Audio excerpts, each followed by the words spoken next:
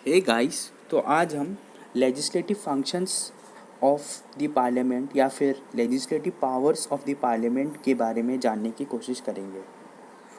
तो जैसे कि आपको पता होगा कि जो पार्लियामेंट की प्राइमरी फंक्शन है वो लॉ बनाना है। और अगर कोई भी लिस्ट हो, या तो स्टेट हो सकता है या तो यूनियन लिस्ट हो सकता है, सारे लिस्ट्स में पार्लियामेंट के पास पावर है कि वो सारे लिस्ट्स के ऊपर लॉज बना सकता है। पार्लियामेंट एक्चुअली क्या करता है कि वो रॉ फॉर्म में लॉज बनाता है, लाइक स्केलेटल फॉर्म में लॉज बनाता है, और फिर एग्जीक्यूटिव को कहता है कि आप उनके ऊपर डिटेल्ड रूल्स बनाओ। और इसी को डेलीगेटेड लेजिस्लेशन या फिर एग्जीक्यूटिव लेजिस्लेशन या फिर सबऑर्डिनेट लेजिस्लेशन कहा जाता है। तो अगर एग्ज़ाम में पूछ ले कि डेलीगेटेड लेजिस्लेशन या फिर एग्जीक्यूटिव लेजिस्लेशन या फिर व्हाट इज़ सबऑर्डिनेट लेजिस्लेशन, तो आई होप आप बता पाओगे। अब अगली क्वेश्चन जो आती है वो है कि पार्लियामेंट के पास जो स्टेट लिस्ट है, क्या स्टेट लिस्ट के ऊपर पार्लियामेंट अपना अधिकार बना सकता है या फिर लॉ बना सकता है? तो द आंसर इज यस कि पार्लियामेंट स्टेट लिस्ट के ऊपर भी लॉज बना सकता है। और क्या क्या कंडीशंस है? तो जनरली 5 कंडीशंस है जिन पे पार्लियामेंट स्टेट लिस्ट के ऊपर भी लॉ बना सकता है। तो ये तो एक इम्पॉर्टेंट क्वेश्चन एग्जाम में पूछा ही जा सकता है कि पार्लियामेंट स्टेट लिस्ट के ऊपर लॉ बना सकता है कि नहीं। तो आंसर होगा कि yes, parliament can make laws on state list also and name the conditions. तो उन कंडीशंस के बारे में अब हम जानने की कोशिश करेंगे।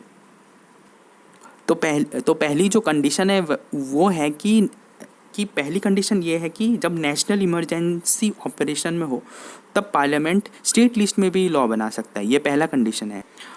दूसरा जो कंडीशन है जिस पे पार्लियामेंट स्टेट लिस्ट के ऊपर लॉ बना सकता है वो तब बना सकता है कि जब राज्यसभा एक रेजोल्यूशन पास कर दे टू दैट इफेक्ट। तो दूसरा कंडीशन लाइक राज्यसभा एक रेजोल्यूशन पास करना होगा। और जो पहला कंडीशन मैंने बताया कि जब एक नेशनल इमरजेंसी ऑपरेशन में हो तब बना सकता है। अब तीसरा कौन सा कंडीशन है जब पार्लियामेंट लाइक स्टेट के ऊपर लॉ बना सकता है? तो तीसरा कंडीशन यह है कि जब 2 से ज़्यादा स्टेट्स रिक्वेस्ट कर ले पार्लियामेंट को कि इस टॉपिक के ऊपर आप लॉ बना दो, तो तो भी पार्लियामेंट लॉ बना सकता है।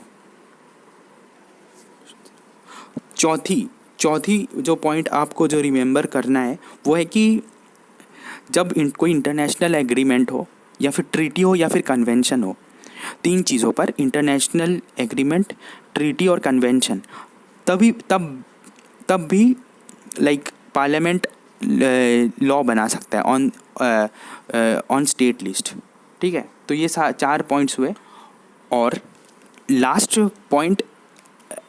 पॉइंट जो है वो इजी है। वो तब लॉ बना सकता है जब प्रेसिडेंट रूल स्टेट में ऑपरेशन में हो। यानी कि आपको जैसे पता हो कि more than 100 times after independence India में president rule on state impose हो चुका है। हालांकि नेशनल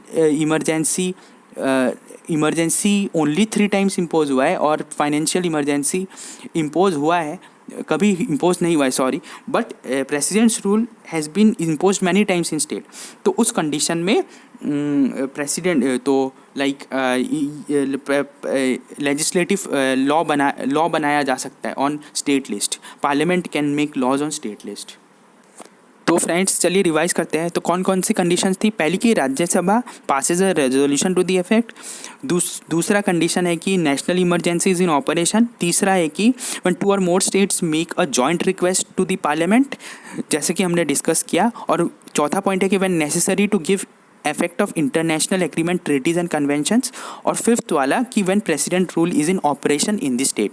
ये 5 कंडीशंस में पार्लियामेंट के पास लेजिस्लेटिव पावर्स हैं कि वो स्टेट पे भी लॉज बना सकता है।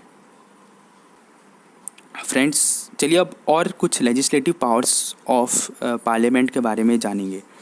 तो और एक पावर ये है कि लाइक जब पार्लियामेंट विश्राम कर रहा हो, लाइक रिसेस में हो, तब प्रेसिडेंट भी ऑर्डिनेंसेस इशू कर सकता है। जैसे कि आपको पता होगा कि यार पार्लियामेंट है नहीं, तो ऑर्डिनेंस यानी कि लॉ मेकिंग पावर, प्रेसिडेंट तो एग्जीक्यूटिव बॉडी है बट फिर भी प्रेसिडेंट ऑर्डिनेंस इशू कर सकता है।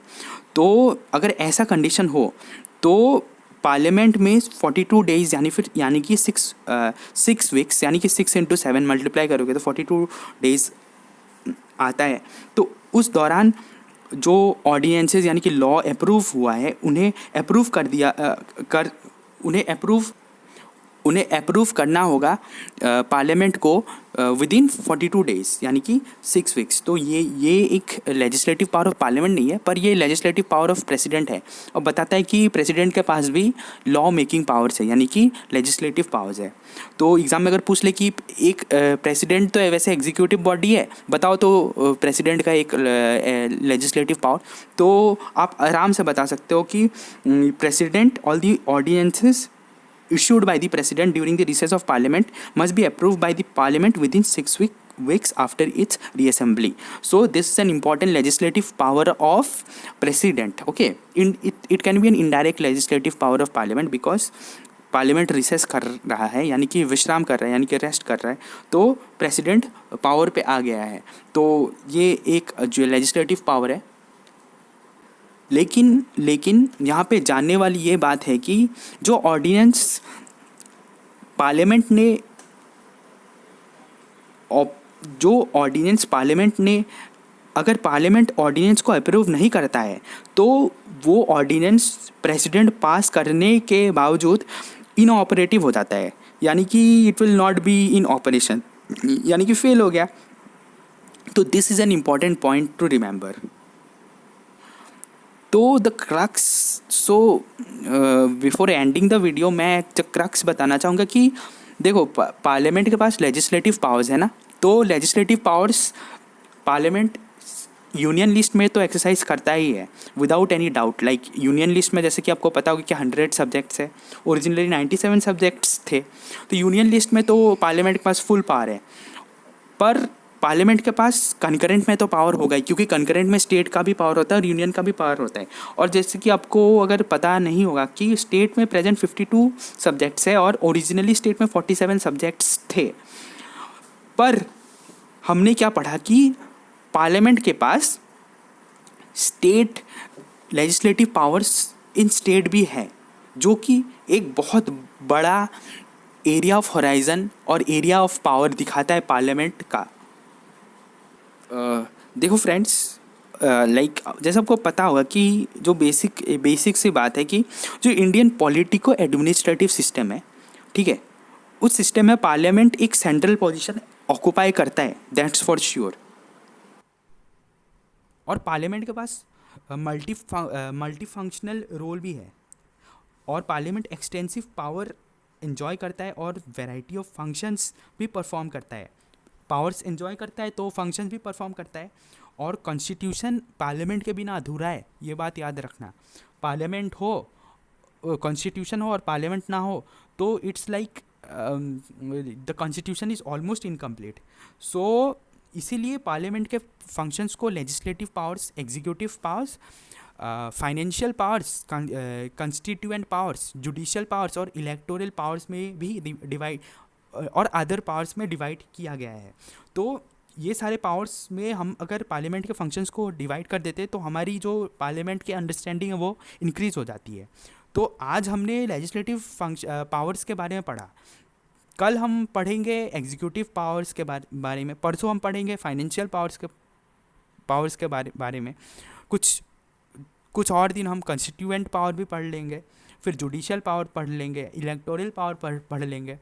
तो इस तरह पार्लियामेंट की जो वास्ट एक्सपैंडिंग पावर्स है हम धीरे धीरे यूज टू हो जाएंगे, ताकि हमारी अंडरस्टैंडिंग इंक्रीज़ हो जाए। तो ultimate aim of polity is to increase the understanding. अगर आप टाइम देते हो तो डेफिनेटली आपकी नॉलेज इंक्रीज़ होगी। अब जैसे ही कोई आपको पूछ लेगी ऑर्डिनरी बिल और मनी बिल का डिफरेंस क्या है, तो डेफिनेटली हो सकता है डिफरेंसेस हो, पर ऑर्डिनरी बिल और मनी बिल सारे जो बिल्स है एग्जीक्यूट तो पार्लियामेंट में ही होता है ना, तो that is a parliament is important. अब जैसे कि पार्लियामेंट के वजह से ही हमारी जो इंटरडिपेंडेंस है between legislative and executive organs, वो इंटरडिपेंडेंस लिंक्ड है. So again parliament topic cannot be ignored. अब जैसे देख लो अमेरिका में प्रेसिडेंशियल फॉर्म ऑफ गवर्नमेंट है, इंडिया में पार्लियामेंट्री फॉर्म ऑफ गवर्नमेंट है. तो इससे क्या होता है, एडवांटेज, डिसएडवांटेज और एडवांटेज क्या होता है?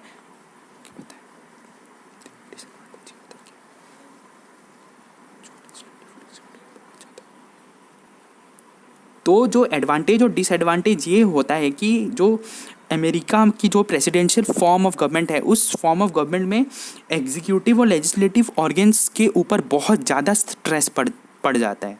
That is not good for the overall understanding of the constitution. Okay, तो this is the advantage. If in exam आपको पूछ लिया जाए कि ये बताओ कि like what is the advantage of parliamentary form of government with respect to presidential form of government, तो आप जैसे बोलोगे कि देखो पार्लियामेंट्री फॉर्म ऑफ गवर्नमेंट में एग्जीक्यूटिव और लेजिस्लेचर का जो स्ट्रेस वो थोड़ा सा कम होता है as compare to presidential form of government. Definitely होगा. तो ये एक डिफरेंस है जो आप बता सकते हो अगर कोई पूछे. So I hope you understood a little bit about the legislative parts of parliament. That's all for today. आपने मुझे इतना वक्त दिया. Thank you very much.